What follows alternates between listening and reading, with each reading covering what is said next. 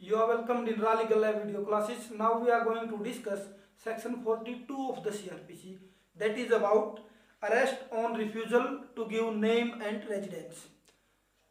The very first thing that I would like to tell you is that in section 41 subsection 2 we have already read that no person shall be arrested without warrant when he commits a non-cognizable offence.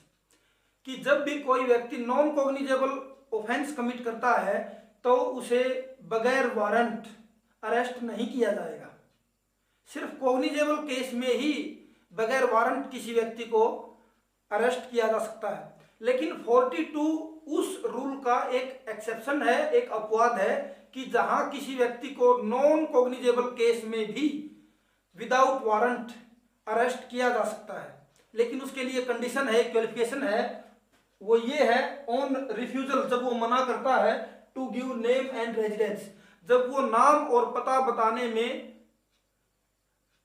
हरकत करता है या नाम या पता नहीं बताता है, उस केस में उसको नॉन कॉग्निजेबल ऑफेंस में या नॉन कॉग्निजेबल केस में भी अरेस्ट किया जा सकता है बगैर वारंट के। What is section 42 subsection 1?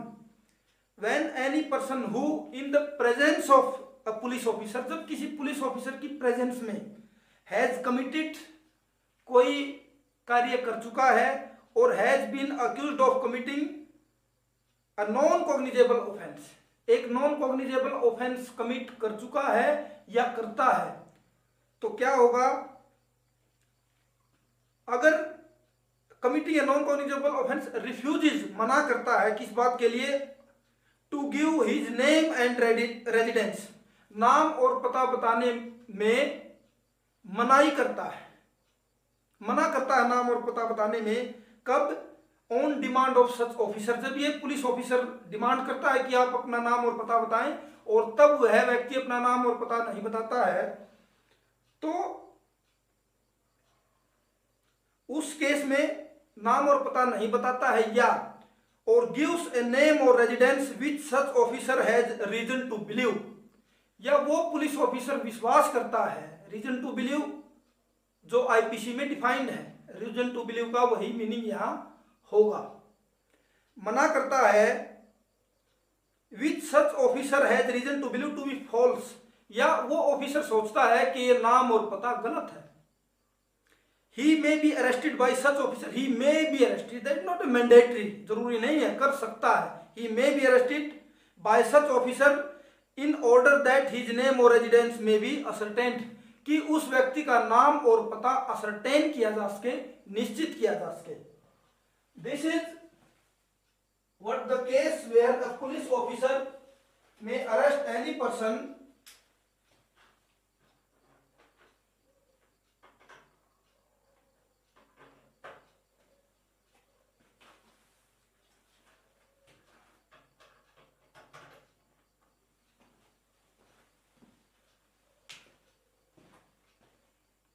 now in subsection 2.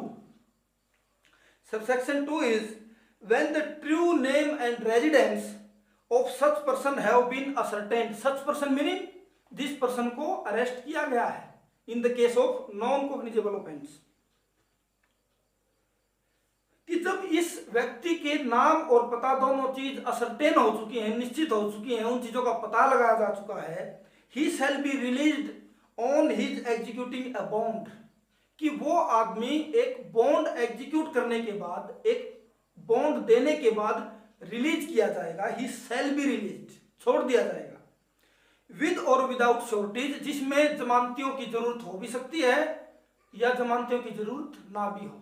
With और विदाउट श्योरिटीज, जमानतियों के साथ या जमानतियों के बगैर अपना एक पर्सनल बॉन्ड देते हुए छोड़ा जाएगा।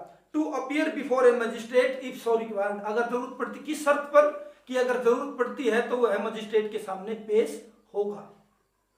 प्रोवाइडेड दैट, एक प्रोविजन क्लॉज है, if such person is not resident in India, अगर वो भारत का नागरिक नहीं है, the bond shall be secured, देखिए बॉन्ड शैल बी सिक्योर्ड, उस बॉन्ड को सिक्योर करना होगा बाय ए श्योरिटी, एक श्योरिटी के द्वारा उस बॉन्ड को सिक्योर किया जाएगा, रेजिडेंट इन इंडिया, और वो श्योरिटी जो है वो भारत का नागरिक होना चाहिए। देखिए, the bond shall be secured by A surety और श्योरिटी, एक श्योरिटी के द्वारा या बहुत से श्योरिटीज के द्वारा, जो भी पुलिस ऑफिसर डिमांड करता है, रेजिडेंट इन इंडिया, और जो श्योरिटीज हैं या एक जो श्योरिटी है वो भारत का नागरिक होना चाहिए।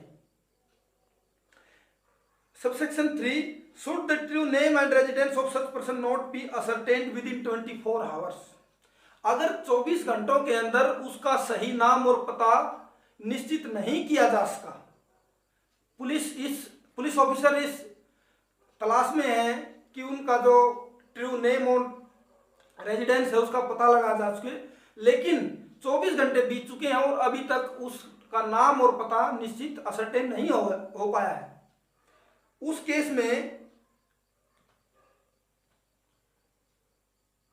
he shall forthwith be forwarded to the nearest magistrate having jurisdiction, तो जिस भी नियरेस्ट मैजिस्ट्रेट का वो जुरिडिक्शन है उसके सामने, उस मैजिस्ट्रेट के सामने उसको पेश किया जाएगा।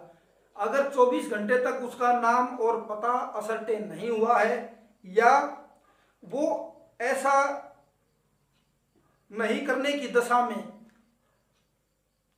नाम और पता देने के बाद ही fails to execute the bond, या वो नाम और पता तो सर्टेन हो चुका है लेकिन वह बॉन्ड नहीं दे पाया है, या अगर श्योरिटीज की जरूरत है, इफ सो रिक्वायर्ड, अगर जरूरत है टू फर्निश सफिशिएंट श्योरिटीज, या जितने श्योरिटीज चाहिए, जितने जमानती चाहिए उनको वो दे नहीं पाया है, प्रोवाइड नहीं करवा पाया है, तो इन दशाओं में उसको 24 घंटे के बाद मजिस्ट्रेट के सामने पेश किया जाएगा। देखिए, 24 घंटे की जो मैंडेट है that is a constitutional mandate, ये एक संवैधानिक प्रावधान है कि किसी भी गिरफ्तार किए हुए व्यक्ति को 24 घंटे के अंदर अंदर मजिस्ट्रेट के सामने पेश करना होगा, ये कॉन्स्टिट्यूशनल मैंडेट है। और यहाँ सेक्शन 42 सबसेक्शन 3 में भी इस बात को का हवाला दिया गया है।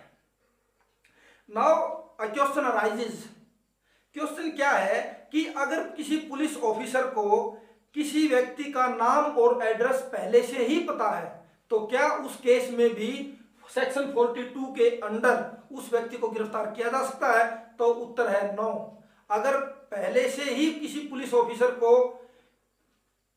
किसी ऐसे व्यक्ति का जिसने नॉन कॉग्निजेबल ऑफेंस किया है उसका नाम और पता ऑलरेडी नॉन है, पता है, तो उसको गिरफ्तार नहीं किया जाएगा, अरेस्ट नहीं किया जाएगा। In this way we have discussed section 42 of the CRPC fully.